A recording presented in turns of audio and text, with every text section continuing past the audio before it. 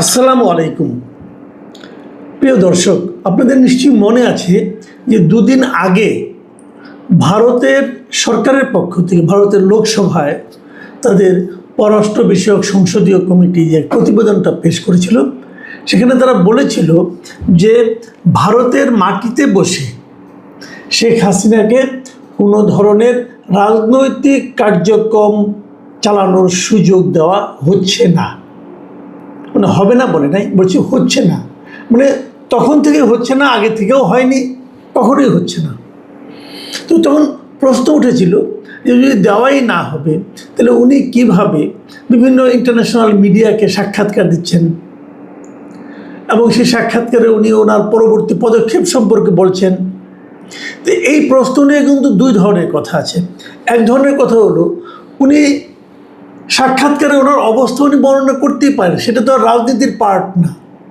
রাজনীতির পার্ট হলো কীভাবে উনি দেশ দখল করবেন না কী করবেন এগুলো। আবার অন্যভাবে একটা ব্যাখ্যা হয় যে তার মতো ব্যক্তি যে কথাটাই বলেন সেটাই আসলে একটা রাজনৈতিক ইঙ্গিত অথবা রাজনৈতিক একটা পদক্ষেপ।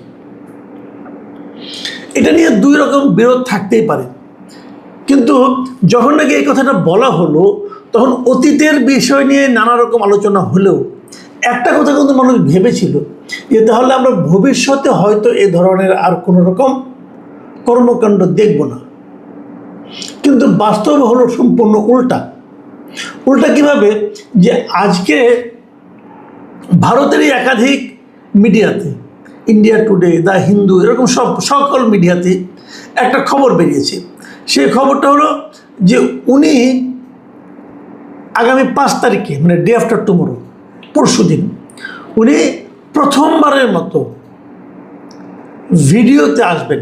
মানে একটা অনুষ্ঠান হবে, সেই অনুষ্ঠানে উনি আগামী 5 তারিখে সন্ধ্যা 6টা থেকে 7:30 পর্যন্ত নয়াদিল্লির মাথুরা রোডে অবস্থিত স্যার মার্ক টালি অডিটোরিয়ামে একটা অনুষ্ঠানের আয়োজন করা হয়েছে। এই অনুষ্ঠানটার আয়োজন করেছে foreign correspondent club of south Asia, মানে FCC সাউথ এশিয়া। এখানে একটা ভার্চুয়াল অনুষ্ঠান হবে। সেই অনুষ্ঠানে ফিজিক্যালি অনেকে থাকবেন, যেমন আবার সাবেক যিনি শিক্ষামন্ত্রী ছিলেন নওফেল সাহেব, উনি থাকবেন, আরও অনেক সাংবাদিকরা থাকবেন। সেখানে শেখ হাসিনা যুক্ত হবেন ভার্চুয়ালি, মানে ভিডিওতে ওনাকে দেখা যাবে এবং উনি ওখানে ভিডিওতে কথা বলবেন।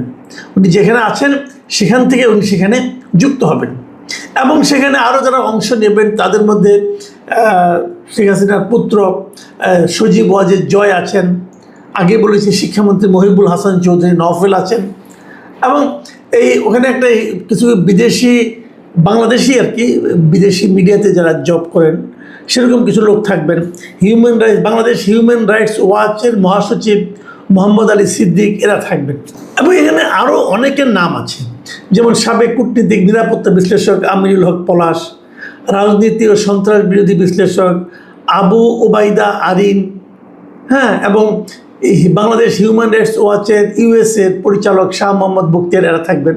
তবে যে নামটা আমার কাছে খুব ইন্টারেস্টিং মনে হয়েছে সেটা হলো যে সাবেক ক্রিকেটার, আওয়ামী লীগ আমলের শেষ সংসদের সংসদ সদস্য মিস্টার সাকিব আল হাসান, তিনিও এখানে থাকবেন এই অনুষ্ঠানে। তো এগুলো অনেকটাই মানে আন্তর্জাতিক মিডিয়া, ভারতের মিডিয়া, আমাদের বাংলাদেশের মিডিয়া সব জায়গায় কিন্তু একটা কৌতূহল সৃষ্টি করেছে যে প্রথমবারের মতো উনি ওনার ছবি মানুষ দেখতে পাচ্ছেন, উনি প্রকাশ্যে আসছেন। ভার্চুয়ালি হতে পারে, ভিডিওর মাধ্যমে হতে পারে, কিন্তু ওনার চেহারাটা দেখা যাবে এবং ওই চেহারা দেখিয়ে ভিডিওরভাবে উনি কিছু কথাবার্তা বলবেন। উনি কি বলবেন কি না বলবেন এটা নিয়ে মানুষের মধ্যে একটা কৌতূহল তৈরি হতেই পারে, এই কারণে যে উনি কিন্তু বেশ কিছুদিন আগে ঘোষণা দিয়েছিলেন যে উনি এই বছরের ডিসেম্বরের মধ্যে দেশে ফিরবেন। একা নয়, দলের শীর্ষ পর্যায়ের নেতাদের নিয়ে উনি দেশে ফিরবেন। এখন প্রশ্ন হচ্ছে যে এটা নিয়ে আমরা আগেও আলোচনা করেছি যে উনি কীভাবে ফিরবেন, ফিরলে কী হবে, কি হতে পারে, সরকার কী ভূমিকা নেবে, এখানে অন্য যারা আছেন বিভিন্ন রাজনৈতিক দল তারা এটাকে কীভাবে নেবেন। এরই মধ্যে অনেকে দেখলাম বেশ মানে মানে অহংকার করে বলছিলেন শেখ হাসিনা জীবনে দেশে ফিরতে পারবেন না, ওনার লাশও দেশে ফিরবে না। আমি নিজেও একসময় মনে করতাম যে উনি হয়তো আর দেশে ফিরবেন না, ফিরতে পারবেন না। কিন্তু এখন অবস্থা দৃষ্টিতে মনে হচ্ছে যেন সব কিছুই চেঞ্জ হয়ে যাচ্ছে। এবং কেউ কেউ এমনও বলছেন, ভারতীয় অনেক কূটনীতিকও বলছেন, ভারতের একটা পত্রিকা, যেমন ভারতের পত্রিকাগুলোতে এটা এসেছে। দেখুন আমি আপনাকে দু একটা পত্রিকার হেডলাইন, দুটো পত্রিকার হেডলাইন বলি। যেমন ইন্ডিয়া টুডে, তারা হেডলাইন করেছে যে 2 years after ouster Sheikh Hasina to make first public appearance in India. মানে ক্ষমতাচ্যুত হওয়ার 2 বছর পর শেখ হাসিনা প্রথম পাবলিকের সামনে আসছেন, যেভাবে আসুন ভিডিওর মাধ্যমে হোক না হোক আসছেন। এবং এই আসার জন্য উনি বেছে নিয়েছেন ঠিক 5 আগস্টকে, যে 5 আগস্টে ওনাকে সর্বশেষ দেখা গিয়েছিল, জনগণ থেকে সবশেষ যেদিন দেখেছিলেন, তার ঠিক 2 বছর পূর্তির দিনে উনি আবার জনগণের সামনে আসছেন। এখন এই 5 আগস্টকে বেছে নেওয়া, এটাও কি কোনো ইঙ্গিতপূর্ণ বিষয় কিনা এটা আমি বলতে পারবো না, কিন্তু এটা নিয়ে কিন্তু আলোচনা চলতেই পারে যে হোয়াই 5th of আগস্ট, এটা অন্য দিনও তো হতে পারতো, তা হয়নি, একদম 5 তারিখে হয়েছে। কাজে এখানে হয়তো উনি কী বলবেন না বলবেন এটা নিয়ে তো অন্যরকম আলাপ আলোচনা চলবে। হয়তো উনি বলবেন ওনার রাজনৈতিক ভবিষ্যৎ, উনি হয়তো বলবেন উনি পরবর্তী পদক্ষেপ কী হবে, অনেক কিছুই বলবেন।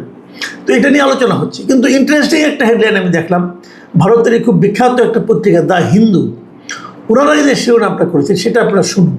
ওনারা শিরোনাম করেছেন যে Sheikh Hasina to hold pressure on August 5, a month before Tarique Rahman's expected visit. মানে তারেক রহমান ব্রিক্স সম্মেলনে কিন্তু যাওয়ার জন্য তাকে আমন্ত্রণ জানানো হয়েছে। যদি উনি সেখানে যান সেটা হবে সেপ্টেম্বরে। মানে উনি যাচ্ছেন তাহলে যখন তার 1 মাস আগে হাসিনার এই যে বাইরে বেরিয়ে আসাটা, এটা তারেক রহমানের সরকারের উপর এক ধরনের প্রেশার তৈরি করতে পারে।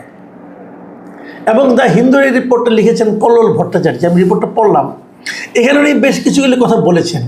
উনি যে কথাগুলি বলেছেন তার মধ্যে আমি 2-1টা কথা আপনাদেরকে বলি। উনি বলার চেষ্টা করেছেন, যে একজন এক্সপার্টের বক্তব্য দিয়ে উনি বলার চেষ্টা করেছেন যে এই যে হাসিনা ঘোষণা করেছেন যে উনি বাংলাদেশে ফিরে যেতে চান, যাবেন, এই জিনিসটা ভারতকে, বিশেষ করে ভারতীয় গভর্নমেন্ট এবং ভারত এদেরকে এক ধরনের স্বস্তি দিচ্ছে। তারা মনে করছেন এটা দেওয়ার মাধ্যমে তারা একভাবে লাভবান হবেন। কারণ ভারতের উপরও ইন্টারন্যাশনাল একটা প্রেশার থাকতে পারে, বাংলাদেশে একটা প্রেশার থাকতে পারে যে তারা বাংলাদেশ থেকে ক্ষমতাচ্যুত এবং সাজাপ্রাপ্ত রাজনীতিবিদ এবং সাবেক প্রধানমন্ত্রীকে ভারত আশ্রয় দিয়ে রেখেছে।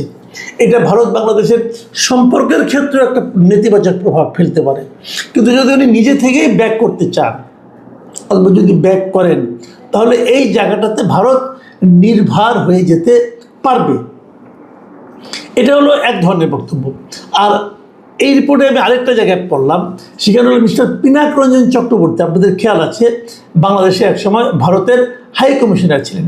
তিনি বলেছেন যে উনি মনে করেন যে হাসিনা ডিসেম্বরের মধ্যে দেশে ফেরার যে ঘোষণা দিয়েছেন এটা আসলে ফাঁকা বলি নয়। উনি মনে করেন যে হাসিনা আসলেই ফিরবেন, এবং উনি এটা কারণ হিসেবে বলছেন যে ওনাকে আসলে উনি যদি না ফিরেন তাহলে হয়তো আওয়ামী লীগই হারিয়ে যাবে। আওয়ামী লীগকে টিকিয়ে রাখার স্বার্থেই ওনার ফিজিক্যাল প্রেজেন্স বাংলাদেশে এটা খুব জরুরি, এবং যে কারণে উনি ফিরবেন। এবং উনি এখানে আরেকটা কথা বলেছেন যে তার অ্যাগেনস্ট, তার বিরুদ্ধে কোনো ধরনের লিগ্যাল যদি প্রসিডিওর গ্রহণ করা হয়, লিগ্যাল কোনো রকম ব্যবস্থা নেওয়া হয় যাতে নাকি উনি ফিজিক্যালি ওনার কোনো শারীরিকভাবে ওনার কোনো ক্ষতি হতে পারে, সেই বিষয়টা নিয়েও কিন্তু ওনাকে চিন্তা করতে হবে, তারপর ওনাকে ফিরতে হবে। এবং উনি এটাও মনে করেন যে এটা ইমিডিয়েট যাওয়ার সঙ্গে সঙ্গেই হয়তো কোনো ধরনের পানিশমেন্ট ওনাকে দেওয়া হবে না, ওনাকে এটা নিয়ে আপিল করার সুযোগ দেওয়া হবে।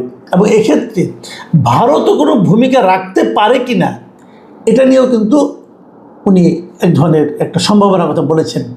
মানে ওনার বক্তব্য হলো যে এটা আমি অবাক হব না যদি ভারত এখানে কোনো একটা ভূমিকা রাখে, এবং ভারত যদি এই বিষয়টা নিয়ে বাংলাদেশের সঙ্গে আলোচনা করে এবং ওনার নিরাপত্তার ব্যাপারটা এনশিওর করতে চায়। এটা খুব একটা মানে সে অবাক হবে না আর কি। তো এই যে ঘটনাগুলো ঘটছে, দেখুন যে যখন কতগুলি বিষয় করত, উনি আগের থেকে ইন্টারভিউ দিচ্ছিলেন উনি ফিরবেন, তারপরে ভারত বলল আমার এখান থেকে কোনো রাজনীতি চলবে না, এবং বলার পরে উনি ঘোষণা দিলেন যে উনি প্রকাশ্যে আসবেন, ভিডিওর মাধ্যমে আসবেন, এবং তারপর বিভিন্ন এই সময় এক মাস পরে সেখানে আবার ভারতে আবার তারেক রহমান যাবেন, এবং সব কিছু কিন্তু শেখ হাসিনা, বাংলাদেশ সরকার, ভারত সরকার এর মধ্যে ঘুরপাক খাচ্ছে। এখন এখান থেকে ইঙ্গিতটা